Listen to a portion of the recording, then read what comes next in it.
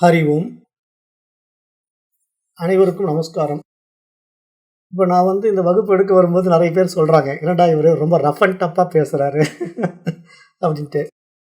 அதான் rough and tough அப்படிங்கிறதுக்கு என்ன அர்த்தம் அப்படின்னா, ஒரு ஆசிரியனா நான் என்னுடைய கடமைய செய்யணும். ஒரு வாத்தியார் அப்படின்னா மாணவர்கள ஸ்ட்ரிக்ட்டா வச்சுக்கிட்டா தான் மாணவர்கள் ஒழுக்கமா பாடத்த கத்துக்குவாங்க. அப்ப நான் இந்த ஆசிரியர் பதவியில உட்காரும்போது நான் அந்த வேலைய செய்ய வேண்டியதா இருக்கு. ஒரு எதார்த்தமான விஷயம் இது. மாணவர்களுக்கு ஆசிரியர்கள் உபதேசிக்கும்போது சில விஷயங்கள கண்டிப்பா நடந்துக்கிட்டா மட்டும் தான் மாணவர்கள்கிட்ட இருந்து அந்த ஒழுக்கத்த எதிர்பார்க்க முடியும். இல்லன்னா அந்த ஒழுக்கம் அவங்ககிட்ட வராது. நம்ம ரொம்ப ஃப்ளெக்சிபிளா போயிட்டோம் அப்படின்னா, மாணவர்கள் என்ன பண்ணுவாங்க? வாத்தியாரையே ஏச்சிடுவாங்க. இப்ப இன்றைக்கு நீங்க பாருங்களேன், நம்ம சாதாரண கல்வி முறைகள் எல்லாம் இருக்குல்ல. இப்ப நீங்க ஜெனரல் எஜுகேஷன்ல இப்ப நம்ம 10த், +1, +2 படிக்கிற பசங்கலாம் பாருங்க. இப்பயே எல்லாம் டாஸ்மாக்ல இருக்கானுங்க. எல்லாம் டாஸ்மாக். அப்புறம் பொண்ணுங்கலாம் பார்த்தீங்கன்னா தண்ணி அடிக்குதுங்க. எல்லா ஸ்கூல் ஸ்டூடண்ட்ஸ் பூரா தண்ணி அடிக்குதுங்க. இதுக்கு என்ன காரணம் தெரியுமா? நாங்கலாம் படிக்கும்போது வாத்தியார் பயங்கர கண்டிஷன். கொஞ்சம் நான் லேட்டா வந்துட்டேன்னா, முட்டி போட வச்சுருவாங்க வெளிய. அப்புறம் வேற ஏதாவது சின்ன ஒரு தப்பு பண்ணிட்டோம்னா, பெரம்பு எடுத்து அப்படி போட்டு பட்டைய கிளப்பிடுவாங்க. அந்த அடிய வாங்கிட்டு நம்ம வீட்டுக்கு போய் அம்மாகிட்ட சொன்னோம்னா, அம்மா என்ன சொல்லுவாங்க? "வாத்தியார் சும்மா அடிக்க மாட்டாங்க. நீ தப்பு பண்ணியிருந்தா தான் அடிப்பாங்க." அப்படின்னு அவங்க அத டேக் இட் ஈஸியா எடுத்துக்குவாங்க. அதுதான் நாங்கலாம் படிச்சோம். அப்படித்தான் நாங்கலாம் படிச்சோம். ஆனா, இன்னைக்கு மாணவர்களை ஆசிரியர்கள் அடிக்கக்கூடாது அப்படின்னு சொன்னதுனால என்ன ஆயிடுச்சுன்னா, ஒருத்தனுமே ஒழுக்கம் இல்ல. எல்லாம் ஒழுக்கம் இல்லாத மாணவர்களா வந்துட்டு இருக்கிறத நம்ம பார்க்குறோம். எதிர்கால ஜெனரேஷன் இன்னும் மோசமா போகுறதுல எந்த சந்தேகமும் கிடையாது. ஏன்னா நம்ம பார்த்துட்டு இருக்கோம். இதெல்லாம் பார்த்து தான் நம்ம மனம் பதறுறோம். ஏன் மனம் பதறுறோம் அப்படின்னா, ஒரு ஒட்டுமொத்த ஜெனரேஷன் வீணாக போகுது. அதாவது ஒரு எதிர்கால சமுதாயமே சாக்கடையில விழப்போகுது. அந்த சாக்கடையில விழுவுறதுக்கு முன்னாடி அதுங்களெல்லாம் தூக்கி காப்பாத்தணும். சாக்கடைக்கும் சந்தனத்துக்கும் வித்தியாசம் தெரியாம வாழுதுங்க. அப்படிங்கிறத நம்ம புரிஞ்சுக்கணும். சாக்கடையும் கொஞ்சம் பார்த்தீங்கன்னா மஞ்ச கலர்ல இருக்கும். சந்தனமும் மஞ்ச கலர்ல தான் இருக்கும். ஆனா எத எடுத்து நம்ம நெற்றியில தடவிக்கணும்? மஞ்சளா இருக்குன்ட்டு எத வேணா எடுத்து தடவிக்க முடியுமா? அது மாதிரி தான் வாழ்க்கை. அதனால அத புரிஞ்சுக்கணும். அதாவது இங்க பாடத்திட்டமெல்லாம் அப்படிப்பட்ட உயரிய விஷயங்கள சொல்லிட்டு இருக்கு. அதனால நான் கொஞ்சம் ரஃப் அண்ட் டஃப்பா தான் பேசுவேன். ஏன்னா நான் ஆசிரியர்ங்கிற முறையில, நீங்க என்ன சராசரியா அணுகும்போது நான் சாதாரணமா இருப்பேன். என்ன மாரி ஃப்ரீயா பேசுறவங்க யாருமே கிடையாது. அப்படி இருப்பேன். ஆனா ஒரு பாடத்திட்டம் எடுக்க வரும்போது நான் கொஞ்சம் ரஃப் அண்ட் டஃப்பா இருப்பேன். அத புரிஞ்சுக்கங்க. அத வச்சு என்ன நீங்க இப்படிதான் இருப்பாரோன்னு நெனச்சிடக்கூடாது. ஏன்னா ஒவ்வொருத்தருக்கும் ஒவ்வொரு முகம் இருக்கும் இல்லையா? 2வது முகம் ஒண்ணு வேணுமில்ல. ஒரு பக்கம் அன்பு, இன்னொரு பக்கம் கண்டிப்பு. அந்த கண்டிப்பு இல்லன்னா, அன்பு வேலை செய்யாம போயிடும். அதுதான் ரொம்ப முக்கியம். அத புரிஞ்சுக்கங்க. பாடத்திட்டத்துக்கு வரலாம். ஏன்னா, இங்க எல்லா ஏஜ்லயும் இருப்பீங்க. இருந்தாலும், நான் பொதுவா பேசுறேன். ஒரு மாணவனுக்கு ஆசிரியர் எப்படி இருக்கணுங்கிறத சொல்ல வரேன். அது எதுக்காகன்னா, உங்க குழந்தைகளும் நீங்க அப்படி பாருங்கங்கிறேன். நீங்கலாம் வயதானவரா இருக்கிறதுனால, உங்க பையன் எப்படி வேணா போகட்டும்னு சலுகை குடுத்தீங்கன்னா, அவன் கெட்டு போயிடுவான். ஒரு அப்பாங்கிற முறையில கண்டிக்கணும். ஆசிரியர்கள கண்டிக்க அனுமதிக்கணும். அப்ப மட்டும் தான் அந்த பையன் ஒழுக்கமா வருவான். இல்லன்னா அந்த பசங்க ஒழுக்கமா வரமாட்டாங்க. அது அப்பாங்களும் உணர்ந்துக்கணுங்கிறதுக்காக சொல்றேன். சரி, இப்ப நம்ம என்ன பண்றோம்? சாந்தோக்கிய உபநிஷத்துல 5வது அத்தியாயத்தினுடைய 10வது பகுதி வந்துட்டோம். இப்ப நம்ம இன்னும் 5வது அத்தியாயமே தாண்டல. ஏகப்பட்ட அத்தியாயங்கள் இருக்கு. நம்ம மொல்லமா போயிட்டு இருக்கோம். ஏன்னா, மொல்லமா போறதுன்னா போய்த்தான் ஆகணும். ஏன்னா, அப்படிப்பட்ட சப்ஜெக்ட் இது. இப்ப இதுல என்னன்னா, தேவர்கள் உண்கிறார்கள் அப்படிங்கிற ஒரு விஷயத்த பேசுதுன்னு நான் கடந்த முறை பார்த்தேன். அப்புறம் ஜலசரீரம் எடுக்கிறோம். நாமெல்லாம் ஜலசரீரம் என்று சொல்றோம். இப்ப இந்த வேத சாஸ்திரம் இத பூடகமா சொல்லுது. ஜலசரீரம்ன்ட்டு எத சொல்லுது தெரியுமா? விந்துவ சொல்லுது. அத ஒளிச்சு வச்சிருக்காங்க. விந்து தான் இங்க ஜலசரீரம். நம்ம எல்லாருமே உண்மையிலேயே எப்படி இருக்கிறோம்? எல்லாம் விந்து துளிகள். நீங்க, நானு எல்லாருமே விந்து துளி. அப்ப அந்த விந்து துளி தான் அம்மாவுடைய கர்ப்பத்துக்குள்ள போயி இவ்வளவு பெரிய உடம்பு எடுத்து உட்கார்ந்துட்டு இருக்கு. அப்போ இங்க விந்துவா நம்ம இவ்வளவு பெரிய பிண்டத்த எடுத்து இவ்வளவு ஒரு பிரம்மாண்ட உடம்ப படைச்சு இதுல உண்ட உணவுனால உண்டாகின்ற தேகம் தான் இதுக்கு அன்னமய கோஷம்னு பேரு. அன்னத்தினால் உண்டான உடம்பு இது. இது ஒரு உடம்பு மட்டுமா அன்னத்துல ஆனது இருக்குன்னா இல்ல. இதோட கூட பிராணமயம் இருக்கு, மனோமயம் இருக்கு, விஞ்ஞானமயம் இருக்கு, ஆனந்தமயம் இருக்கு. அப்படி 5 கோஷங்களால் உண்டானது தான் இந்த உடம்பு. அத சாஸ்திரம் சொல்லுது. இப்ப இந்த இடம் எந்த சாமியார்களும் இதெல்லாம் சொல்ல மாட்டாங்க. எந்த சாமியார்களும் வெளிப்படையா பேச மாட்டாங்க. ஏன்னா அவங்களுக்கே தெரியாது இதெல்லாம். இதெல்லாம் நம்ம உள்ளுணர்வை பிடிக்கும்போது தான் ரிஷிகளோட நம்ம தொடர்பு கொள்ள முடியும். நான் ஏற்கனவே நம்ம பாடத்த இடத்துல நான் மீண்டும் மீண்டும் சொல்றது என்ன அப்படின்னா, நீங்க உள்ளுணர்வு அப்படிங்கிற ஒரு தனித்துவ அடையாளம் இருக்கிற வரைக்கும் நீங்க ஜெயிக்கவே முடியாது. நீங்கள் வந்து நானே இந்த ஈஸ்வரன் அப்படிங்கிற பேருணர்வோடு இணையும் போது தான், இங்கே எல்லார் உணர்வும் ஒன்று அப்படிங்கிறது புரியும் போது தான், வாடிய பயிரை கண்டபோது நான் வாடினேன் அப்படின்னு வள்ளலார் சொன்னாருன்னா, எப்படி சொன்னார்? வள்ளலாருக்கு மட்டும்தான் தெரிஞ்சுதான் அந்த பயிர் வாடி இருக்குது, பரிதாபமாக இருக்குது அப்படிங்கிறதுக்கு. அந்த நிலையில் போனதுனால சொல்கிறாரு. அதாவது எல்லாருமே அந்த பேருணர்வு நிலையை அனுபவம் ஆக்கும்போது தெரியும், இங்கே நான் தான் எல்லாமா இருக்கிறேன் அப்படின்னு தெரியும். அப்போ எல்லா உடம்புக்குள்ளும் ஒரு சின்ன ஜீவராசியான புல்லிலிருந்து யானை வரைக்கும் உள்ள உயிராய் உணர்வாய் நானே இருக்கின்றேன் அப்படின்னு யார் சொல்கிறா? இறைவன் சொல்கிறான். ஏன்னா இங்கே இறைவன் மட்டும்தான் இருக்கிறான். நீங்கள் நானெல்லாம் இல்லவே இல்லை. அப்போ நானும் நீங்கள்லாம் யாருங்க அப்படின்னா, இறைவனுடைய வைபவத்தில் இருக்கின்ற சக்தி வியாபகம். எல்லாமே இந்த ஆற்றல் மயமாக இருந்து இங்கே ஒரு ஆற்றல் வேறு ஒரு ஆற்றலாக பரிணமித்து கொண்டிருக்கின்றது. அந்த பரிணமித்தில் எந்த ஆற்றல் தன்னை உணருதோ அந்த ஆற்றல் ஈஸ்வரனுடைய ஆற்றல் என்று தன்னை உணர்ந்து கொண்ட மறு வினாடி அது பிரம்மத்திடமிருந்து வெளிப்பட்டுறதுங்கிற அந்த நியதியில் அது அப்படியே பிரம்மத்தோட ஐக்கியமாயிடும். அந்த ஆற்றல் மீண்டும் வெளிப்பட வேண்டிய அவசியம் இல்லை, அது பிரம்மத்தோட இணைஞ்சிடும். இப்படி தான் இங்கே வந்து சாஸ்திரம் அந்த பிரம்மா அனுபவத்தை, அந்த பேரானந்த அனுபவத்தை நமக்கு சொல்லி கொடுக்குறத இவ்வளோ விஷயங்களை பூடகமாக பேசிக்கிட்டே இருப்பாங்க. இங்கே எல்லாமே வந்து பரிபாசைகள், பூடகமான விஷயங்கள் அப்படிங்கிறத நல்லா புரிஞ்சுக்கணும் நீங்கள். இப்போ இங்கே வந்து தட்சிணாயன மாதங்களில் பித்ருலோகம், பித்ருலோகத்திலிருந்து ஆகாசம், ஆகாசத்திலிருந்து சந்திரனை அடைகிறார்கள் அப்படின்னு சொல்லும்போது நம்ம என்ன புரிஞ்சுக்கிறோம்? மனம் அப்படிங்கிற ஒரு விஷயம் தான் நம்மளை வந்து அந்த உயர் பரிமாண அனுபவத்துக்கு ஆதாரமாக இருக்குது. இங்கே மனமே என்ன பண்ணுதுன்னா, இது மாதிரி அத்தியாத்ம ஞான கல்விகளை நம்ம உள்வாங்கிக்கிறதுனால நம்ம வந்து மிக உயரிய நிலைக்கு கொண்டு போகிறதுக்கும் இந்த மனசு தான் காரணமாக இருக்குது. ஆனால் இந்த அத்தியாத்ம ஞான கல்வியை நம்ம சரியாக உள்வாங்கலை அப்படின்னா அதே மனம் கெட்டு போய் நம்மளை சீரழிக்க வைக்கிறதுக்கும் காரணமாக இருக்குது. அப்போ இங்கே வந்து உண்மையிலேயே தீதும் நன்றும் பிறர் தர வாரா, ஒரு நல்லதும் கெட்டதும் இன்னொருத்தர் நமக்கு கொடுக்க வேண்டியதில்லை. நம்முடைய எண்ணம் போல, நம்முடைய மனம் போல நம்முடைய வாழ்க்கை அப்படிங்கிறத நீங்கள் ஒவ்வொருத்தரும் உணர்ந்துக்கணும். அப்போ இங்கே வந்து அந்த மனோ உலகம் எப்படி இருக்குது நம்மக்கிட்ட அப்படிங்கிறத நம்ம ஆராய்ந்து பார்க்கறதுக்கு தான் இந்த வித்தைகள் எல்லாமே. அப்போ இங்கே வந்து 2 விஷயங்கள் இருக்குது. அதில் வந்து ஒன்று வந்து தட்சிணாயனம், இன்னொன்று வந்து உத்தராயணம் அப்படின்ட்டு நம்முடைய வேத சாஸ்திரம் பேசும். அது வந்து அந்த தட்சிணாயனம் உத்தராயணம் அப்படின்னா என்ன தெரியுமா? எல்லாமே ஒரு பரிபாசை தான். இப்போ நம்ம வந்து எல்லாம் புறத்தில் பார்த்துட்டு இருக்கோம் இல்லையா? புறத்தில் பார்த்து தானே எல்லாமே செஞ்சிட்டு இருக்கோம். அது எல்லாமே வந்து அகத்தில் செய்ய வேண்டிய விஷயம். இப்போ தட்சிணாயனம் உத்தராயணம் அப்படின்னா என்னன்னா, புகைப்பாதை, கிருஷ்ண பாதை, சுக்ல பாதை, அதாவது வெள்ளை பாதை, இருள் பாதை அப்படி 2 பாதை இருக்குது. அது வந்து கதின்னு சொல்லும் சாஸ்திரம். சுக்ல கதி, கிருஷ்ண கதி. இப்போ கிருஷ்ண கதி அப்படின்னா இருள் உலகத்துக்கு நீங்கள் போயிடுவீங்க. சுக்ல கதி அப்படின்னா ஒளி உலகத்துக்கு நீங்கள் போயிடுவீங்க. இப்போ நீங்கள் வந்து ஒளி உலகத்துக்கு போகணுமா, இருள் உலகத்துக்கு போகணுமா அப்படிங்கிறத முடிவு பண்ணுறது யார்? நாமளே தான் முடிவு பண்ணணும். ஏன்னா அந்த முடிவு நம்மக்கிட்ட தான் கொடுக்கப்பட்டிருக்கு. காரணம் என்னென்னா, நாம் இந்த பிரம்மாண்ட பிரபஞ்சத்துக்குள்ள ஆற்றல் பரிமாணத்துக்குள்ள பல்வேறு பரிணாம வளர்ச்சி அடைஞ்சிருக்கோம். பரிமாணம், பரிணாமம் அப்படிங்கிற 2க்கு வித்தியாசம் இருக்குது. பரிமாணம் அப்படிங்கிறது பிளாட்ஃபார்ம், பரிணாமம் அப்படிங்கிறது வேறு ஒரு நிலைக்கு மாறுவது அப்படின்னு அர்த்தம். அப்போ பரிணாம நிலை அப்படிங்கிறது நம்ம எப்படி மாறணும்? புல்லாய், புழுவாய், மிருகமாய், பறவையாய், பாம்பாய், மனிதராய், தேவராய் அப்படின்னு சொல்லிக்கிட்டு இருக்கிற அத்தனை விஷயங்களும் நம்ம ஸ்டெப் பை ஸ்டெப்பாக வந்து இப்போ நம்ம மனித உடல் எடுத்துருக்குறோம். அப்போ இந்த மனித உடல் நமக்கு கிடைச்சிருக்கிறது ஒரு வேல்யூபிள் ஹார்ட்வேர், அதாவது பாராட்டத்தக்க வேண்டிய ஒரு விஷயமா கிடைச்சிருக்கு. இதை வச்சு நம்மளை பார்க்கணும். அப்போ அப்படி பார்க்கும்போது நான் யார் என்று நமக்கு கொடுக்கப்பட்ட பிரத்யேக பகுத்தறிவை கொண்டு விசாரணை பண்ணணும். ஏன்னா எந்த ஜீவராசியும் இதெல்லாம் விசாரணை பண்ண முடியாது, மனிதன் மட்டும்தான் விசாரித்து பார்க்கணும். அப்படி விசாரித்து பார்த்த பிறகு நான் இந்த உடம்புல இருந்து வெளியே போகிறது, இந்த உயிர் வந்து வெளியே போகுது இல்லையா, அது எப்படி போகுது, அது பயணப்பாதை என்ன? கிருஷ்ணகதி, சுக்லகதி.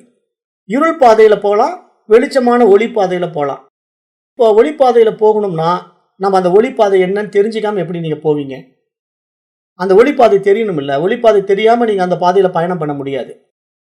அப்போ ஒளிப்பாதை தெரியாமல் நீங்கள் இருக்கிறவங்க வந்து கண்ணை கட்டி காட்டில் விட்ட மாதிரி இருள் பாதைக்கு தானாகவே போயிடுவாங்க. இருள் பாதைக்கு போகிறதுக்கு உங்களுக்கு எதுவுமே தேவையில்லை, எந்த ஒரு விஷயமும் கற்றுக்க வேண்டியதே கிடையாது. ஆனால் ஒளிப்பாதைக்கு போகணும்னா நிறைய விஷயங்களை நீங்கள் இந்த மாதிரி கற்றுக்கணும். அப்போ தான் ஒளிப்பாதைக்கு போக முடியும். இதுக்கு நம்ம எப்படி உதாரணம் சொல்லலாம்? இப்போ நமக்கு வந்து பணம் வரணும்னு வைங்களேன், நீங்கள் சம்பாதிக்கிற உங்களுக்கு புரிகிற மாதிரி சொல்கிறேன். இப்போ நீங்கள் பணம் வரணும் அப்படின்னா நீங்கள் கடுமையாக உழைக்கணும். ஏகப்பட்ட உழைப்பு, முயற்சி அது இது எல்லாம் பண்ணால் உங்களுக்கு அந்த உழைப்புக்கு தகுந்த மாதிரி பணம் வரும். நீங்கள் காலையிலேருந்து 8 ஹவர்ஸ் டியூட்டி பார்த்தா அதுக்கு தகுந்த இன்கம்மு, 12 ஹவர்ஸ் டியூட்டி பார்த்தா அதுக்கு தகுந்த இன்கம்மு, 18 ஹவர்ஸ் கூட டியூட்டி பார்க்குறவங்க இருக்காங்க, அதுக்கு தகுந்த இன்கம். அப்படி தான் இன்கம் ஜென்ரேட் பண்ணுவாங்க. கடினமாக உழைக்கிறாங்க. அப்போ பணத்தெல்லாம் வந்து பயங்கரமாக சேர்த்தலாம். கடினமாக உழைச்சி பணத்தெல்லாம் நம்ம சேர்த்தலாம். ஆனால் அப்படி கடினமாக உழைச்சி நீங்கள் வந்து ஒரு 5 லட்சம் 10 லட்சம் கையில் வச்சுட்டு இருக்கீங்கன்னு வைங்களேன், அதை செலவு பண்ணுறதுக்கு நீங்கள் எத்தனை வருஷம் எடுத்துக்கணும்? 1 நிமிஷம் போதும். ஒன்றும் வேண்டியதில்லை. வண்டியில் போயிட்டு இருக்கும்போது டப்புக்குன்னு கீழே விழுந்து கால் முறிஞ்சி போச்சுன்னு வச்சுக்கோங்களேன், உடனே கொண்டு போய் ஒரு இங்கே கோயம்புத்தூரில் ஃபேமஸ் ஹாஸ்பிட்டல் இருக்குது, அங்கே கொண்டு போய் ஆர்த்தோவில் அட்மிட் பண்ணிட்ட உடனே மினிமம் 5 லேக்ஸ், மினிமம் 5 லேக்ஸ், அப்புறம் மேக்ஸிமம் எவ்வளோ வேணால் ஆகலாம். 15 to 20 லேக்ஸ் கூட ஆகுதும், 30 லேக்ஸ் கூட ஆகும். அவங்களுடைய அடிப்பட்ட விஷயத்தை பொறுத்து, கால் எலும்பு முறிஞ்சதை பொறுத்து ட்ரீட்மெண்ட் இருக்குது. அப்போ பாருங்கள், நீங்கள் வந்து 5 வருஷம் கஷ்டப்பட்டு 5 லட்ச ரூபா சேர்த்திருப்பீங்க. 5 நிமிஷத்தில் அந்த 5 லட்ச ரூபாவை நீங்கள் இழக்க முடியும். அப்போ நீங்கள் இதில் எப்படி புரிஞ்சுக்கணும்? ஒரு நல்லதை நோக்கி போகணும் அப்படின்னா கடினமாக உழைக்கணும். ஆனால் ஒரு கெட்டது வர்றதுக்கு நீங்கள் ஒன்றுமே செய்ய வேண்டாம், சும்மா வரும், சும்மா வந்துடும். அப்போ அதுதான் எங்கள் வாழ்க்கை அப்படி தான். அப்போ இதை நீங்கள் புரிஞ்சுக்கணும். அப்போ இதை புரிஞ்சுக்கிட்டா என்ன பண்ணணும்? நம்ம எப்படி வாழணும்? சீக்கிரம் நம்ம கெட்டது வந்துடும், ஆனால் நல்லது வர்றதுக்கு பாடுபடணும். அப்போ அது மாதிரி இங்கே புரிஞ்சிக்கும் போது இங்கே விஷயம் என்ன சொல்லுதுன்னா, ஒளிப்பாதை அப்படிங்கிற ஒளிப்பாதையில் பயணம் பண்ணுறவங்க அந்த ஒளிப்பாதைனா என்னன்னு புரிஞ்சுக்கணும் அப்படின்னு இங்கே சாஸ்திரம் சொல்லி கொடுக்குது. இப்போ முண்டக உபநிஷதம் இதை பேசுது. சந்திரலோகத்தில் இன்பங்களை அனுபவித்த பிறகு மீண்டும் அவன் பூமியில் பிறக்கிறான் அப்படின்னு ஒரு வார்த்தையை வைக்குது. அப்போ உடனே இவங்களாம் என்ன பண்ணிப்பாங்க, கற்பனையில் ஏதோ சந்திரலோகத்தில் போய் அவன் தங்கியிருந்த மாதிரியும் அப்புறம் அங்கிருந்து அவன் பூமியில் பிறக்கிற மாதிரியும் அப்படி நினச்சிக்க கூடாது. இங்கே பாடமெல்லாம் என்ன சொல்லுதுன்னா, சந்திரலோகம் அப்படிங்கிறது மனோ உலகம். தன்னுடைய மனோ உலகத்தில் நான் எப்படிப்பட்ட கற்பனா விஷயங்களை விதைச்சிக்கிட்டு இருந்தேன், எப்படிப்பட்ட வாழ்க்கையை நான் வாழணும்னு ஆசைப்பட்டேன், அதை நான் இந்த உடம்புல ஃபுல்ஃபில் பண்ண முடியாமல் இறந்துட்டேன் அப்படின்னா மீண்டும் ஒரு உடம்பு எடுப்பதற்காக அந்த மனசே வந்து பிரயத்தனம் பண்ணி உடம்பு எடுக்கும். அதுதான் போன விஷயம் நான் சொன்னேன் இல்லையா, ஒரு சட்டையை கழட்டிட்டு ஒரு சட்டை மாட்டுற மாதிரி. இப்போ இன்றைக்கு நான் போட்டுக்கிட்டு இருக்க சட்டை அழுக்காயிடுச்சுன்னா அதை கழட்டி போட்டுட்டு இன்னொரு புது சட்டை எடுத்து நான் மாட்டிக்கிற மாதிரி இந்த மைண்ட் என்ன பண்ணுது, தன்னுடைய ஆசைகளை அனுபவிப்பதற்காக மீண்டும் ஒரு உடலை எடுக்குது. அப்போ மீண்டும் அவன் பூமியில் பிறக்கிறான் அப்படிங்கிறத நம்ம கடந்த பகுதியில் 1 to 4 வரை உள்ள மந்திரங்கள் மூலமாக பார்த்து புரிஞ்சுக்கிட்டோம். அப்போ இங்கே ஒளிப்பாதை அல்லது புகைப்பாதை வழியாக பயணம் செய்து இறை உலகை அடைகின்றார்கள் அல்லது சந்திரலோகத்தை அடைகின்றார்கள். அது மட்டுமின்றி அவர்கள் தேவர்களுடைய கையிலே உண்ணப்படுகிறார்கள் அப்படின்னு நம்ம பார்த்தோம். அப்போ உண்ணப்படுவது அப்படின்னா என்ன, தேவர்களே சாப்பிட்றாங்களான்னா அப்படி புரிஞ்சிக்க கூடாது. ஏன்னா இங்கே வந்து எல்லா உபநிஷத்துகளும் பூடகமாக பேசும், அது எப்படி ஆகுதி கொடுக்கறது. இப்போ தேவர்கள் வந்து பூமியில் ஆகுதி கொடுக்குறாங்கன்னு சொல்லுது. தேவர்களே வந்து பூமியில் ஆகுதி கொடுக்குறாங்க. என்ன ஆகுதி? இப்போ நான் வந்து ஒரு வேள்வி பண்ணுறேன், அந்த வேள்வியில் நெய் எடுத்து ஊற்றுறேன். அந்த நெய் எடுத்து நான் ஊற்றுன உடனே அந்த நெய் என்ன ஆகுது, அக்னியில் விழுந்த உடனே அக்னி அதை சுவாகா பண்ணிடுது. சுவாகா பண்ணிடுதுன்னா என்ன, சாப்பிட்டுடுதுன்னு அர்த்தம். அக்னி சாப்பிட்டுடுது. அப்போ நான் என்ன பண்ணுறேன், ஒவ்வொன்றும் எடுத்து ஊற்றும் போது சுவாகாஹா ஸ்வாகாஹா அப்படின்னு எடுத்து ஊற்றிக்கிட்டே இருப்பேன். நெய் எடுத்து ஊற்றும் போது சுவாகாஹா ஸ்வாகாஹானா அது அக்னி சாப்பிட்டுட்டு இருக்கு, அக்னி சாப்பிட்டுட்டு இருக்குன்னு அக்னி கொடுத்துக்கிட்டே இருக்கிறேன். அப்போ அக்னி அப்படியே சாப்பிட்டுட்டு இருக்குது. இப்படி தான் நான் வந்து புறா யாகம் பண்ணுறேன். அந்த யாகத்தை இங்கே ரிஷிகள் எப்படி பேசுகிறாங்கன்னா, ஒரு தந்தை தன்னுடைய விந்துவை தாயினுடைய கர்ப்பத்தில் சுவாகா பண்ணுறாரு, செலுத்துகிறார், விடுகிறார் அப்படின்னு அதுக்கு அர்த்தம். அதை தான் இந்த சாஸ்திரம் இப்படி பேசுது. அப்போ தேவர்கள் இங்கு உணவை உண்பதில்லை, அவர்கள் தேவர்களுக்கு உணவாகின்றார்கள் என்பது இதன் பொருள். தேவர்களின் மகிழ்ச்சிக்கு காரணமாகின்றார்கள் என்று இதன் பொருள். ஏனெனில் யாகக்கிரியைகள் முதலான புறச்சடங்களில் ஈடுபட்டிருக்கும் வரை ஒருவன் தொடர்ந்து பூமிக்கும் மேலுலகங்களுக்கும் பிறவிகள் தோறும் சென்று கொண்டிருப்பான். அப்ப எந்த யாகத்துல செஞ்சுக்கிட்டு இருக்கிறவன் பிறவி தோறும் சென்று கொண்டிருப்பான்? இங்க பூடகமா பேசுது. புறவேள்வி செஞ்சுட்டு இருக்கிறவன் வந்து மீண்டும் மீண்டும் இந்த பிறப்பு இறப்புல சிக்கிட்டு இருப்பானா? அப்ப புறவேள்வி பண்றவன் அதுதான் இங்க நடந்துட்டு இருக்கா. நம்ம போன பாடத்துல கேட்டோம், என்ன கேட்டோம்னா, இப்ப இந்த வேள்வி யக்னங்கள் எல்லாம் நம்ம இந்துக்கள் தான் பண்றோம் சனாதன தர்மத்துல. அப்ப இந்த வேள்வி பண்றவன் தான் வந்து இங்க வந்து திருப்பி மேல போயிட்டு திருப்பி இங்க வரான். ஆனா மற்றவர்களாம் இந்த வேள்வி பண்றது இல்லையே, அவங்க எப்படிங்க அங்க போறாங்க அப்படின்னு நம்ம கேட்கும்போது நம்ம என்ன சொன்னோம், மாற்று மதத்தினருக்கு வந்து இந்த வேள்விகள்லாம் கிடையாது, இஸ்லாமியனுக்கு கிடையாது, கிறிஸ்டியானிட்டியில கிடையாது, ஆனா இந்துக்கள் மட்டும்தான் இந்த வேள்வி பண்றோம். அப்ப இந்த வேள்வியினுடைய ஒர்த்து வந்து இந்துக்கள் மட்டுமா, அப்ப மற்றவங்களுக்கெல்லாம் அது இல்லையா அப்படின்னு கேட்டா, இங்க சாஸ்திரம் என்ன சொல்லுது, அஜ்ஞானத்தினால அறிவு குறைவா இருந்தா நீங்க என்ன தெரியுமா பண்ணுவீங்க, நீங்க ஒரு புரோகிதரா மாறிட்டு வெளி வேள்வி பண்ணிட்டு உட்காந்துருப்பீங்க. ஏதோ சாஸ்திரம் சொல்லிடுச்சுங்க, சாந்தோக்கிய உபநிஷம் சொல்லிடுச்சு, நான் வேள்வி பண்ணிட்டேன்னா நான் வந்து அந்த பித்ருலோகத்துக்கு போய் ஒரு நல்ல பிறவி எடுத்து மீண்டும் வருவேங்க, அப்படி நான் மாற்றிக்கிறேன், அதனால் இந்த வேள்வி பண்ணுறேன்ட்டு வாங்கிட்டு வேள்வி பண்ணிட்டு இருப்பீங்க. ஆனால் இப்போ அந்த வேள்வி பண்ணாத கிறிஸ்டியனும் மீண்டும் பிறக்கிறான், இஸ்லாமியனும் மீண்டும் பிறக்கிறான். அப்போ அவன்லாம் வேள்வி பண்ணாமையே பிறக்கிறானே, நாம் மட்டும் வேள்வி பண்ணி இப்படி பிறக்கிறோமே, அப்போ என்னடா வித்தியாசம்? இந்து மதத்துக்கும் மற்ற மதங்களுக்கும் என்ன வித்தியாசம் அப்படின்னா, நம்ம தப்பாக புரிஞ்சுட்டு இருக்கோம். இந்து மதத்தில் இருக்கக்கூடிய விஷயங்கள் வந்து தப்பாக புரிய வைக்கப்பட்டிருக்கு. அதை எடுத்து சரியாக சொல்கிறதுக்கான குருமார்கள் இல்லை. அந்த குருமார்கள் வந்து உணர்வை பிடிக்கல, எல்லாம் புத்தக அறிவிலேயே உபதேசம் பண்ணிட்டு போயிட்டாங்க. உணர்வை பிடிச்சவங்களுக்கு தான் உணர்வு பிடிச்ச மறுவினாடி என்ன நடக்கும்னா அந்த ரிஷி வந்துடுவார் உள்ள. இப்போ சாந்தோக்கிய உபநிஷத்தை நீங்கள் எடுத்து படிக்கிறீங்கன்னா அந்த ரிஷி உங்களுக்குள்ள வந்து உட்காந்துக்குவார்.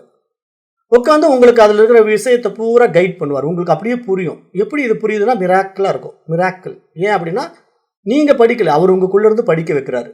அப்படி தான் இங்கே ரிஷிகள் வந்து உலகத்தில் விஷயங்களை கொடுத்துட்டு இருந்தாங்க. எல்லாரும் யாரெல்லாம் மகான்கள் வந்து இந்த விஷயத்தை உலகத்துக்கு கொடுத்தாங்களோ அதை தன்னுள் உணர்ந்த ஞானிகள் தான் இந்த உலகத்துக்கு அவங்க பாணியில் வெளிப்படுத்தியிருக்காங்கன்னு நம்ம பார்க்க வேண்டியதாக இருக்கு. ஆனால் நாமெல்லாம் வந்து அவங்க அளவுக்கு போக தயாராக இல்லாமல் வெறும் புத்தக அறிவியே மனப்பாடம் பண்ணிட்டு உட்காந்துருக்கிறதுனால அது மனப்பாட பகுதிகளாக மாறி நம்மளெல்லாம் மண்டுகளாக மாற்றிடுச்சு. எல்லாம் மண்டுகள் ஆயிட்டாங்க. இப்போ இன்றைய எஜுகேஷன் சிஸ்டம் என்ன? ஐஏஎஸ் படிக்கிற வரைக்கும் மனப்பாடம் தான். ஐஏஎஸ் படிச்சுட்டு கலெக்டர் ஆன பிறகு அவன் என்ன பயங்கர பிரில்லியண்டா? இருக்கிறதே மூடத்தனமான முட்டாள்தனமான வேலைகளை அவங்க தான் பண்ணிட்டு இருக்காங்க. அதனால தான் நம்முடைய பாரத தேசத்தினுடைய நீங்கள் இந்த இதெல்லாம் பாருங்க, சட்டம் ஒழுங்கு, சமுதாய சீர்கேடு எல்லாமே அதிகாரிகள்னாலே அரசியல்வாதிகளில் நடந்துகிட்டு இருக்கிறத பார்க்க முடியும். காரணம் என்ன? Education failure. இப்படி தான் போயிட்டு இருக்கு. ஆனால் இங்கே சனாதன தர்மம் கொடுக்கின்ற இந்த எஜுகேஷன் எப்படின்னா, உங்கள் அந்த உணர்வாக மாற்றி அந்த உயரிய ரிஷிகளையே உங்களுக்குள்ளே கொண்டு வந்து அவரும் நானும் வேறு வேறு இல்லை அப்படிங்கிற அந்த உயர் பரிமாண அனுபவத்தை நமக்கு உண்டு பண்ணுது. பார்த்தீங்களா? அதுதான் இங்கே விஷயத்தை வெளிப்படையாக உடைக்கும். அப்படி நான் வெளிப்படையாக இப்போ உங்ககிட்ட உடைச்சி பேசிகிட்டு இருக்கேன். இங்கே என்ன சொல்லுது? யாகத்தில் போடுற நெய் அல்ல இங்கே ஆகுதி, தேவர்கள் கொடுக்கின்ற அந்த விந்து தான் இங்கே ஆகுதி. தேவர்கள் எப்படிங்க நமக்கு விந்து கொடுத்தாங்க? பஞ்சபூதங்களாக இருக்காங்க. நம்ம உடம்புல பஞ்சபூதங்களாக இருக்காங்க. அதாவது நிலம், நெருப்பு, நீர், காற்று, ஆகாயம்ங்கிற மாதிரி இங்கே நமக்கு பஞ்சபூதங்களான ஆன இந்த உடம்பானது உண்ணுகின்ற உணவுலிருந்து ரசங்களை எடுத்து அந்த ரசங்களை ரத்தமாக மாற்றுது, எலும்பாக மாற்றுது, மஜ்ஜையாக மாற்றுது. இப்படி பல்வேறு சப்த தாதுக்களாக மாற்றி நம்ம உடம்புல இருந்து விந்து அணுவை உண்டு பண்ணி அந்த விந்து அணுவாகிய உயிரிலிருந்து இந்த உடல் பிறக்கிறது அப்படிங்கிற மிகப்பெரிய விஷயத்தை இங்கே சாந்தோக்கிய உபனிஷத் பேசுது. இந்த அளவுக்கு வெளிப்படையாக உங்களுக்கு மற்றவர்கள் சொல்ல முடியாது, சொல்லவும் மாட்டாங்க. அதை புரிஞ்சுக்கணும். சொல்ல மாட்டாங்கன்னா அவங்களுக்கு சொல்ல தெரியாது அப்படிங்கிறத நீங்கள் புரிஞ்சுக்கணும். அதே மாதிரி சன்னியாசிகள் இதை சொல்ல மாட்டாங்க. சன்னியாசிகள் ஏன் சொல்ல மாட்டாங்கன்னா அவங்களுக்கு வந்து இந்த இல்லற தர்மம் அவசியம் இல்லை இல்லையா? இதை ஏன் நம்ம போய் பெருசு பண்ணி மக்கள்கிட்ட சொல்லணும்? வேண்டாம் அப்படின்ட்டு அவங்க அதை அப்படியே மறைச்சிடுவாங்க. அதனால இந்த விஷயங்கள் வந்து ஸ்கிப் பண்ணி போவாங்க. சன்னியாசிகளெல்லாம் சாந்தோக்கிய உபநிஷத்தை எடுக்கும்போது இந்த விஷயத்தை ஸ்கிப் பண்ணிடுவாங்க.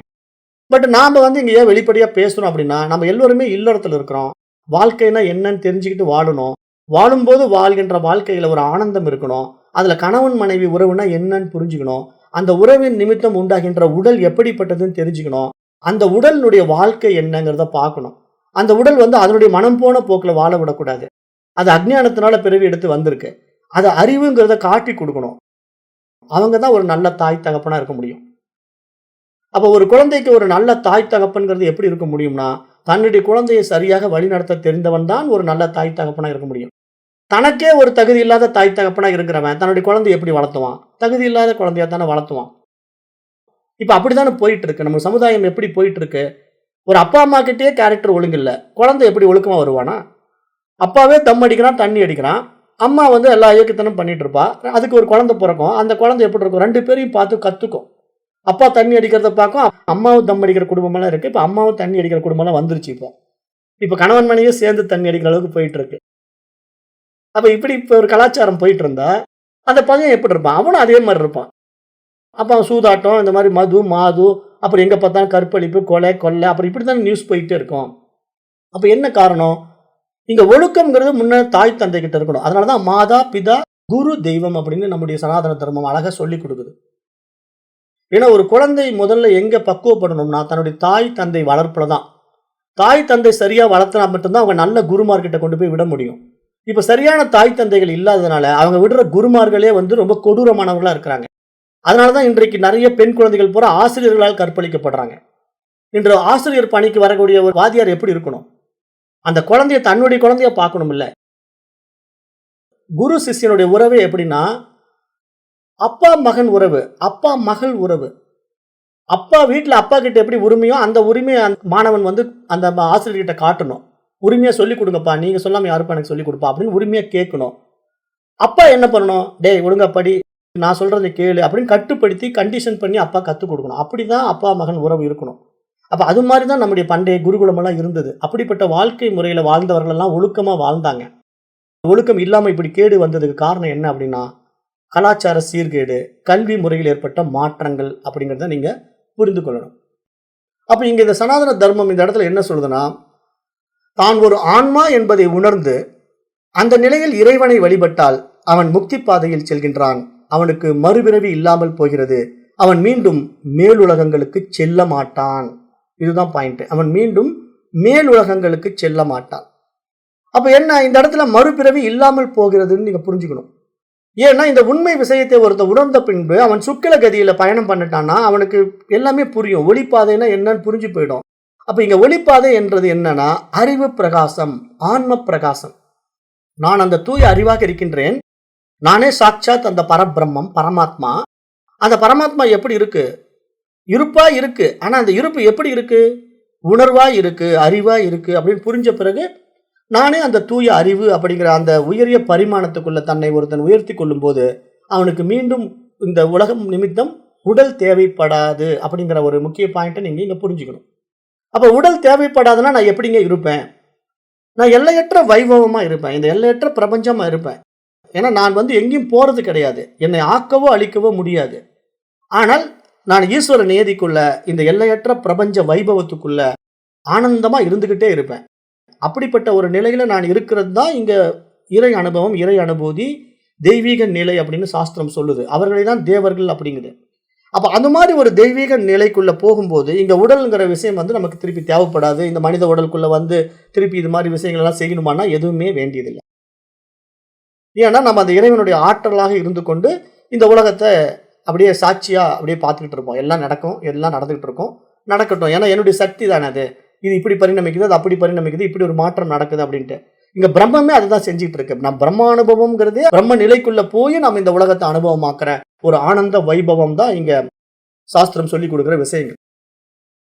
அப்ப இங்க நம்ம இதை பார்க்கும்போது மறுபிறவி இல்லாமல் போவதற்கு இறைவனில் கலந்த ஆன்மாவுக்கு அதன் பிறகு தன்னுடைய ஜீவாத்மா எத்தனை பிறவிகள் என்னென்னவாக இருந்தது என்ற நினைவுகள் எல்லாம் அழிந்து போய்விடும். ஆனாலும் கூட கல்ப பிரளயம் நிகழ்ந்த தன் பிரபஞ்சத்தில் உள்ள அனைத்து உயிர்களும் இறைவனில் ஒடுங்கி நின்றுவிடும் என்ற ஒரு நிலை உள்ளது என்று இங்க சாஸ்திரம் சொல்ல வருது.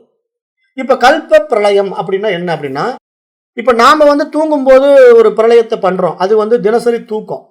இப்ப நீங்க வந்து தினசரி வாழும்போது இரவு தூங்கும் போது இந்த உலகத்தை விட்டுறீங்க. அப்ப இங்க இந்த உலகம் இல்லாம போகிறதுக்கு ஒரு அனுபவம் உங்களுக்கு எப்ப ஏற்படுது? இரவு நேரம் ஆழ்ந்த உறக்கத்துல.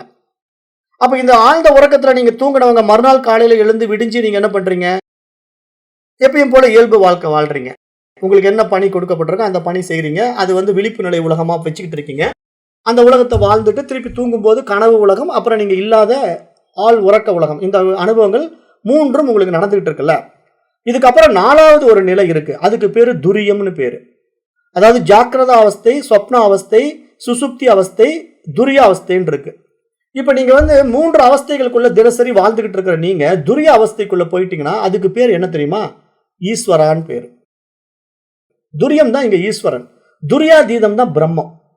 இப்ப நான் சொல்ற பாயிண்ட் எல்லாம் யாருமே சொல்லி கொடுக்க மாட்டாங்க. இப்ப துரியம்ங்கிற ஈஸ்வரன் நிலை எங்க இருக்கு? உங்க உடம்புக்குள்ளேயே மேல சகசிரஹாரத்தில் இருக்கு. அப்ப நீங்க வந்து இப்ப இந்த விழிப்பு நிலை அனுபவம், கனவு நிலை அனுபவம், அப்புறம் சுசுப்தி ஆள் உறக்க நிலை அனுபவங்கள் எல்லாம் நீங்க அனுபவம் பட்டுக்கிட்டே இருப்பீங்க. ஆனா அதுல விழிப்பு நிலை அனுபவத்துக்குள்ள நான் யாருங்கிறது உங்களுக்கு தெரியுது. நான் ஒரு மனிதன், நான் இன்னாருக்கு பையன், இந்த ஜாதிக்காரன், அப்புறம் இப்படிப்பட்டவன் அப்படிப்பட்டவன், இந்த பதவி, நான் கலெக்டர், நான் ஜட்ஜு, நான் போலீஸ் அப்படின்னு நீங்க என்ன வேணா பதவி வகித்துட்டு இருக்கலாம். அதெல்லாம் உங்களுடைய அனுபவங்களா இருக்கலாம். ஆனா இது எல்லாமே உங்களுக்கு இதே மனித உடல்ல இரவு தூங்கும் போது காணாம போயிடுது. டீப் ஸ்லீப் நீங்க போன உடனே அங்க நீங்க ஜட்ஜுன்னு தெரியுமா, கலெக்டர்னு தெரியுமா, இல்ல தமிழ்நாட்டின் முதலமைச்சர்னு தெரியுமா, இல்ல இந்த பாரத தேசத்தின் பிரதமர்னு தெரியுமா? நீங்க என்ன போஸ்டிங்ல வேணா இருங்களேன், நீங்க எனி போஸ்டிங். ஆனா நீங்க தூங்கும்போது நீங்களே இல்ல, உலகம் இல்ல, உங்க மனைவி மக்கள் இல்ல, உங்களுடைய பதவி இல்ல, முக்கியமா உங்களுடைய பேங்க் பேலன்ஸ் இல்ல. ஏன் பேங்க் பேலன்ஸ் அப்பப்ப நான் சொல்லுவேன் அப்படின்னு கேட்டீங்கன்னா, நம்ம எல்லாம் பணத்துக்கு தானே ஓடிக்கிட்டு இருக்கோம். பணத்துக்கு தான் ஓடி ஓடி பணத்தை சேர்த்து பேங்க்ல எனக்கு அப்பாடா இப்போ இவ்வளவு இருக்கு, அப்புறம் இவ்வளவு சேர்ந்துருச்சு அப்படின்னு மைண்ட் அதுலயே தான் இருக்கும். மேக்ஸிமம் வந்து எவ்வளவு டெபாசிட் சேர்ந்துகிட்டே இருக்கு, அதுல எவ்வளவு செலவு பண்ணணும் அப்படின்னு நம்ம மைண்ட் ஆல்வேஸ் அந்த பேங்கிங் திங்கிங்லேயே இருக்கிறதுனால இங்க வந்து நம்ம பணம்ங்கிற ஒரு விஷயம் தான் நம்ம பிரதானமா இருக்கு. நம்ம கடவுளை விட நமக்கு என்ன பிரதானமா இருக்கு? பணம். அப்ப அந்த பணத்தை நோக்கி ஓடுகின்ற மனசு அந்த பணத்தினுடைய சேமிப்புக்காக ஓடிக்கிட்டே இருக்கு இல்லையா? அப்ப அதுதான் அது ஒரு பெரிய விஷயமா பாக்குது. அந்த பணம்ங்கிறது ஒரு பெரிய விஷயமா இருக்கு, அதுக்காக என்னென்னமோ பண்ணிட்டு இருக்கு. அப்ப இதெல்லாம் கூட இழந்துட்டீங்க. எப்போ? தூக்கத்துல உங்களுக்கு எதுவுமே தெரியல. ஆனா அந்த இடத்துல நான் யாருன்னு தெரியாம நீங்க தூங்குறவங்க அந்த துரிய நிலைக்கு போயிட்டீங்கன்னு வச்சுக்கோங்க. துரியம்ங்கிற பாயிண்ட பிடிச்சுக்கணும். துரியம்ங்கிறது ஈஸ்வரத்தன்மைக்குள்ள போயிட்டீங்கன்னா நீங்க நான் தான் ஈஸ்வரன் தெரியும். இப்ப உங்களுக்கு தெரியாது, தூக்கத்துல தெரியாது, தூக்கத்துல கண்டுபிடிக்க முடியாது. ஏன்னா அது வந்து அவ்யக்தா. அந்த அவ்யக்த நிலைங்கிறது விதைக்குள்ள ஒடுங்கி இருக்கிற நிலை. இப்ப ஒரு ஆலமரம் இருக்கு, அந்த ஆலமரத்தினுடைய விதை வந்து கடுகளவு இருக்கு. அந்த கடுகளவுக்குள்ள ஒரு பிரம்மாண்டமான ஆலமரம் இருக்குன்னா உங்களால ஏத்துக்க முடியுதா? ஏத்துதானே ஆகணும். ஏத்துக்க முடியல சொல்ல முடியாது. ஒரு கடுகளவுக்கு விதைக்குள்ள ஒரு பிரம்மாண்டமான ஆலமரம் இருக்குங்க நான் சொல்றேன். நீங்க இல்லைங்க அதெல்லாம் இருக்காதுங்க, திவுளுன்னு இருக்கு, கொஞ்சோண்டு ஒரு கடுகு சைஸ்ல இருக்கிறத போய் என்னங்க ஆலமரம் இருக்குன்னு சொல்றீங்க அப்படின்னு சொன்ன உடனே நான் சொல்றேன், வாங்க ஒரு 200 ஆண்டுகளுக்கு முன்னாடி ஒரு பிரம்மாண்டமான ஆலமரம் நட்டாங்க, அது இன்னைக்கு அடையாறு விலை வந்து பாருங்க. இப்போ இல்ல, அது இறந்து போச்சுன்னு வச்சுக்கோங்க. நான் உதாரணத்துக்கு சொல்றேன். அடையாறு ஆலமரத்துல எவ்வளவு ஏக்கராவை பிடிச்சிட்டு இருக்குங்க. அப்போ அடையாறு ஆலமரம் எவ்வளவு ஏக்கராவை பிடிச்சி எத்தனை ஆண்டுகளா இருந்திருக்கு? பல 100 ஆண்டுகளாக அங்க இருந்திருக்கு. எத்தனையோ நாம மனித பிறவி அதை பார்த்துருக்கு. நீங்க நானெல்லாம் அதை பார்க்க முடியல. இப்போ அது வந்து இறந்து போச்சு, பட்டு போச்சு. ஆனா ஒரு காலத்துல பல 100 ஆண்டுகளா அது இருந்திருக்குது. அப்படிங்கிறத நம்ம பார்க்கும்போது அது எப்படி உண்டாச்சுங்கிறது நமக்கு எப்படி தெரியுது? ஒரு சிறிய கடுகளவு இருக்கிற சைஸ்ல தான் இது இவ்வளவு பெருசா மாறி இருக்குதுன்னு பார்க்கும்போது இங்க உங்களுடைய அவ்யக்த நிலையும் அப்படிதான். நீங்க ஒடுங்கும் போது நீங்க அந்த கடுகு மாதிரி போய் உள்ள ஒளிஞ்சுக்கிட்ட பிறகு உங்களுக்கு உலகம் காணாம போயிடுது. ஆனா அந்த கடுகுல இருந்து நீங்க வெளியே வந்த பிறகு, கடுகுலன்னா அந்த கடுகு விதையிலிருந்து வெளியே வந்த பிறகு உங்களுக்கு பிரம்மாண்டமான ஒரு ஆலமரம் விரியுது. அதுல பெரிய தண்டு, அதுல நிறைய கிளைகள், நிறைய இலைகள், நிறைய பூக்கள், காய்கள், கனிகள்ங்கிற ஒரு பிரம்மாண்ட ஆலமரத்தை நீங்க அனுபவம் ஆக்குவது எப்படியோ, அதனுடைய அனுபவத்தை உங்களால் நம்ப முடியாத அளவுக்கு அது விதைக்குள் ஒடுங்கி இருக்கிறது என்பது எப்படி உண்மையோ, அதே விஷயத்தை சாஸ்திரம் என்ன சொல்றதுன்னா, நீ உண்மையிலேயே வந்து அவ்யக்த நிலையில மனதுக்குள்ள இந்த உலகத்தை ஒடுக்கி வச்சுக்கிட்டு நீ இல்லாம இருக்கிற. ஆனா வெளி உலகத்தை நீ படைக்கணும்னு விருப்பப்பட்டா நீ அங்கிருந்து வெளிப்படும் போது மனசா வெளியே வந்துட்ட. மனசா வெளியே வந்த உடனே இந்த பிரம்மாண்ட பிரபஞ்சம் உனக்கு விரிஞ்சிடுது. அப்ப இந்த பிரம்மாண்ட பிரபஞ்சம் உங்களுக்கு எப்படி இருக்குது? பெரிய ஒரு கேலக்சி இருக்கு. அந்த கேலக்சில சோலாருடைய ஒரு இது இருக்கு. அதுல நிறைய பிளானட் இருக்கு. அது இதுன்னு நிறைய விஷயங்கள் சயின்ஸ் அடிப்படையில் நம்ம பேசிக்கிட்டு இருக்கோம். அது மாதிரி நம்ம கண்ணுலையும் பார்க்கிறோம், காதுகளால் நிறைய விஷயத்தை கேட்கிறோம். அப்ப புலன்கள் அடிப்படையில, இந்த உடலின் அடிப்படையில நம்ம அனுபவமாக்கின்ற அத்தனை விஷயங்களும் உண்மையில் எங்கிருந்து கிளம்பினதுன்னா நம்ம மனசுல இருந்து தான் கிளம்பினது. ஏன்னா நம்ம மனசு தான் இதனையும் உண்டாக்கி வச்சிருக்கு, ஏத்தி வச்சுக்கிட்டு இருக்கு. அப்ப இந்த மனசு தான் இவ்வளவு பெரிய பிரம்மாண்ட படத்தை ஓட்டிக்கிட்டு இருக்கு, இவ்வளவு பெரிய ஒரு திரைப்படத்தை ஓட்டிட்டு இருக்கு. அப்ப இவ்வளவு பிரம்மாண்டமான ஒரு திரைப்படத்தை ஓட்டிக்கிட்டு இருக்குன்னு நம்ம வந்து இந்த விழிப்பு நிலையில சொல்லும் போது நீங்க எப்படி அந்த பிரம்மாண்டமான ஆலமரம் கடுகுக்குள்ள இருக்குன்னு நான் சொல்லும் போது ஏத்துக்க மறுக்கிறீங்க. ஆனா நான் அந்த ஆலமரத்தை கூட்டு போய் காட்டின உடனே ஆமாமாங்க நீங்க சொல்றது கரெக்டு தான், சின்ன கடுகுல இருந்து இவ்வளவு பெரிய ஆலமரம் வந்திருக்குன்னா அப்ப இதுக்குள்ள இவ்வளவு பெரிய ஆலமரம் ஒளிஞ்சிட்டு இருக்கு பாருங்களேன் அப்படின்னு நீங்க ஆச்சரியப்படுற மாதிரி இப்ப இந்த உலகம் இருக்கு இல்லையா, நனவு உலகம், இது உங்களுடைய கனவு உலகம் அப்படின்னு நான் சொன்னா உங்களால இப்ப ஏத்துக்க முடியல. ஆனா இங்க என்ன தெரியுமா, இது உண்மையிலேயே ஈஸ்வரனுடைய கனவு உலகம். இந்த நனவு வாழ்க்கை என்பது நீங்க எப்படி இந்த வாழ்க்கையை வாழ்ந்துட்டு நீங்க நைட்டு தூங்கும் போது உங்களுக்கு ஒரு கனவு வந்துடுது. அங்க உண்மையிலேயே நீங்க உங்களுக்கு புரியுற மாதிரி சொல்லணும்னா இந்த பொண்டாட்டி கூட இல்ல, வேற எங்கேயோ வாழ்ந்துட்டு இருக்கீங்க. அப்ப அந்த மாதிரி வாழ்ந்துட்டு இருக்கிற வாழ்க்கையில வேற குழந்தைங்க, வேற பொண்டாட்டி, வேற குடும்பம், வேற ஒரு சூழ்நிலை, வேற ஒரு உலகம். ஆனா அங்கேயே உங்களுக்கு லைஃப் ரொம்ப ஜாய்ஃபுல்லா தான் இருந்தது. ஆனா அந்த கனவு கலைஞ்சு எழுந்த பிறகுதான் இந்த பொண்டாட்டி, இந்த குடும்பம், இந்த உலகம் எல்லாம் உங்களுக்கு வருது. அப்ப ரெண்டுக்கும் டிஃபரெண்ட் என்னங்க அப்படின்னு பாத்தீங்கன்னா, இது விழிப்பு நிலை உலகம் என்பது நமக்கு உண்மை போல தெரியுது. ஆனா கனவு நிலை உலகம் என்பது நமக்கு நனவு உலகத்துக்கு வந்த பிறகு பொய் போல தெரியுது.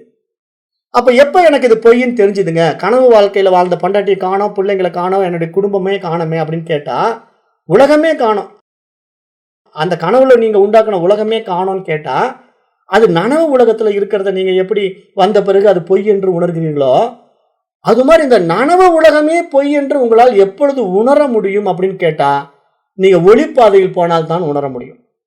இதுதான் சுக்ல கதி என்று சாஸ்திரம் சொல்லுது. அப்ப இந்த சுக்ல கதிங்கிற ஒளிப்பாதைக்குள்ள நீங்க பயணம் பண்ணும்போது மட்டும்தான் இந்த உலகம் என்பது மாயா, என்னுடைய மனம் கற்பித்து கொண்ட உலகம் என்பது உங்களுக்கு அனுபவமா புரிய வரும். அது வரைக்கும் உங்களுக்கு அனுபவமா அதை ஏத்துக்க முடியாது. அனுபவம் இருக்கும், ஆனா மனசு அதை ஏத்துக்காது. கடுகுல இருந்து பிரம்மாண்ட ஆலமரம் வந்தது எப்படி மனசு ஏத்துக்கல? ஆனா அது நிரூபிக்கப்பட்ட உண்மை என்பதை நம்ம நிரூபிச்சு காட்டும் போது, கூட்டு போய் காட்டும் போது, பிராக்டிக்கலாவே நம்ம அவ்வளவு பெரிய ஆலமரத்தை காட்டும் போதுதான் மனசு என்ன சொல்லுது? இல்ல இருக்கும் இருக்கும் கண்டிப்பா நான் ஒத்துக்கிறேங்க அப்படின்னு ஏத்துக்குது இல்லையா? அப்ப அந்த அக்செப்டன்ஸ் அந்த மைண்ட் எப்ப கொடுக்குதோ அப்பொழுது மட்டும்தான் அந்த கடுகுல இருந்து பிரம்மாண்ட ஆலமரம் தோன்றியதுன்னு உங்களால ஏத்துக்க முடியும். அது மாதிரி இங்க இந்த விழிப்பு நிலை உலகம் என்பதும் ஒரு மாய உலகம். இது உண்மையில் கிடையாது, மனம் கற்பித்து கொண்ட உலகம். அப்ப மனம் கற்பித்து கொண்ட உலகம் என்பது யாருக்கு புரியும்? அந்த மைண்ட் அப்டேட் ஆனவங்களுக்கு தான் புரியும். மைண்ட் அப்டேட் ஆகாதவங்களுக்கு அது புரியவே புரியாது. மீண்டும் நான் அதே தான் சொல்லுவேன். ஒரு குழந்தைகிட்ட போய் ஒரு கடுகு அளவு இருக்கிற விதையை காட்டிட்டு, பாருப்பா இந்த கடுகு அளவுக்கு இருக்கிற விதையில இருந்தா இந்த ஆலமரம் வந்துச்சுன்னு அந்த குழந்தைகிட்ட போய் எக்ஸ்பிளைன் பண்ணுங்க. திருன்னு முழிக்கும். என்னமோ அப்பா திவுலண்டு ஒன்று காட்டுறாரு, அப்புறம் அவ்வளோ பெருசா பிரம்மாண்டமா ஒன்று காட்டுறாரு, என்னமோ சொல்றாரு, சரிங்கப்பா அப்படின்னு அது கேட்டுக்கும்.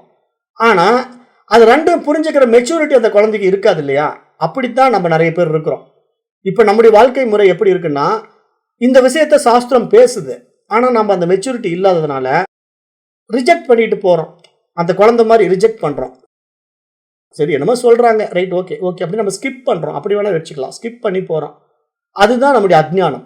அப்ப இந்த மாதிரி நம்ம ஸ்கிப் பண்ணி போக போக நமக்கு என்ன நடக்கும்னா, நமக்கு ஒளிப்பாதை கிடைக்காது, கிருஷ்ணகதி கிடைச்சிடும். கிருஷ்ணகதினா என்ன? இருள் பாதை கிடைச்சிடும். அப்ப நீங்க உடம்பை விட்ட பிறகு மீண்டும் இருள் பாதைக்குள்ள பயணம் பண்ணி மீண்டும் நீங்க பிறவிக்கு வரணும். அப்ப இது மாதிரி இந்த பிறப்பு இறப்புங்கிற சக்கரத்துல இருந்து நீங்க விடுபடவே முடியாது. அப்ப இந்த பிறப்பு இறப்புங்கிற சக்கரத்துல இருந்து நீங்க விடுபட வேண்டுமானால் நீங்கள் ஒளிப்பாதையை பிடிக்க வேண்டும் என்ற ஒரு விஷயத்தை இங்க சாஸ்திரம் சுட்டிக்காட்டுது. இப்ப இன்றைக்கு நான் நேரம் கருதி இந்த இடத்துல இந்த வகுப்பை நிறைவு செய்கின்றேன். நன்றி. ஓம் தத் சத்.